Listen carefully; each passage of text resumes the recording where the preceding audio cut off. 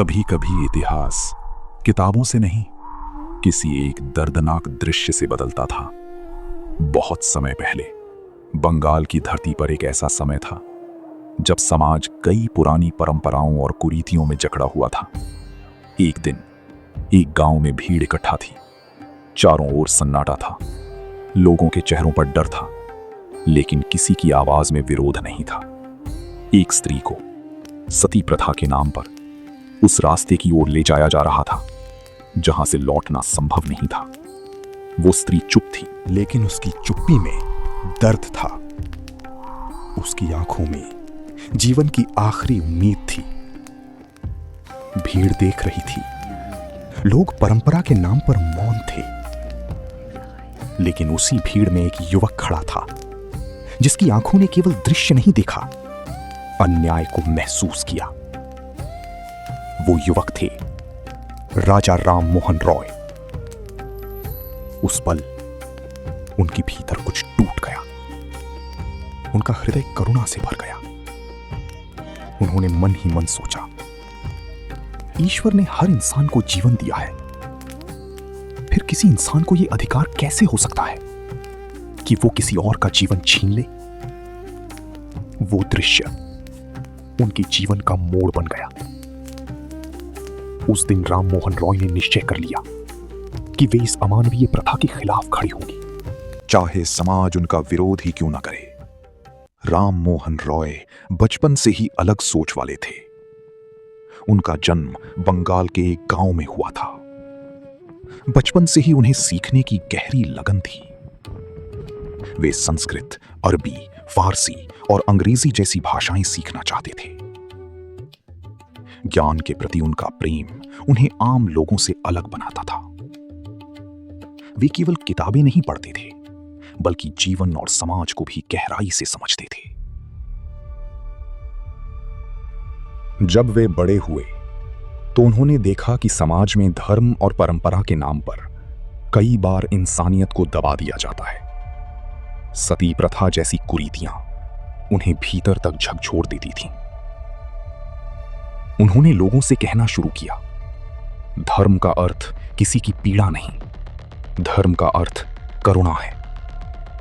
ईश्वर जीवन देता है, जीवन छीनना ईश्वर की इच्छा नहीं हो सकती। लेकिन समाज को बदलना आसान नहीं था। पुरानी परंपराओं के समर्थक उनके विरोध में खड़े हो गए। कई लोगों ने उन्हें गलत कहा, कुछ ने उन्हें विदेशी विचारों से प्रभावित बताया।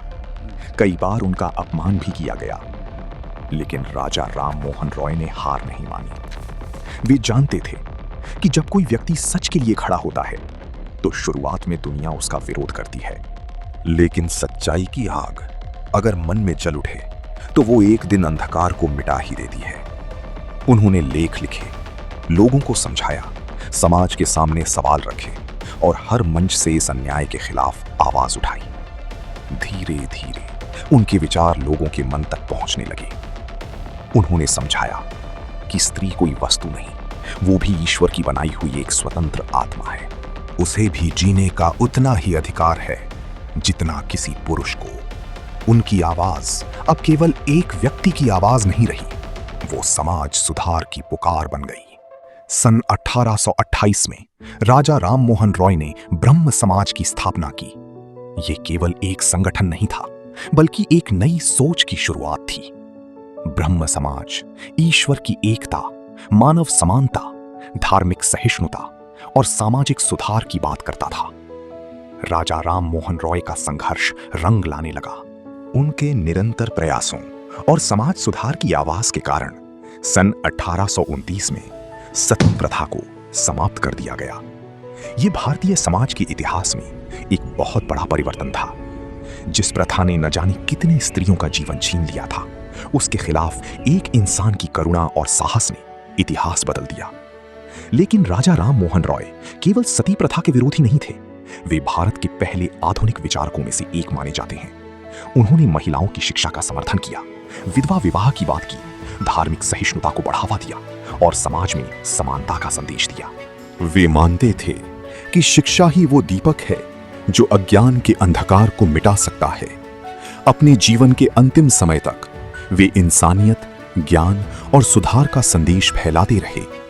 राजा राम मोहन रॉय ने यह साबित कर दिया कि बदलाव तलवार से नहीं, सोच से आता है। समाज को बदलने के लिए भीड़ की जरूरत नहीं होती, कभी कभी एक सच्चा और साहसी इंसान ही काफी होता है। जिस दृश्य ने उनके हृदय में दर्द जगाया, उसी दर्द ने उनके भीतर बदलाव की ज्वाला जला दी, और वही ज्वाला आगे चलकर पूरे समाज के लिए प्रकाश बन गई। सच्चा सुधार वही है जो मानवता के लिए हो। राजा राम मोहन रॉय ने हमें सिखाया कि बदलाव कठिन जरूर होता है, लेकिन असंभव नहीं। जब एक इंसान अन्याय के खिलाफ खड़ा होता है तो इतिहास की दिशा बदल सकती है। जय हो राजा राम मोहन रॉय की।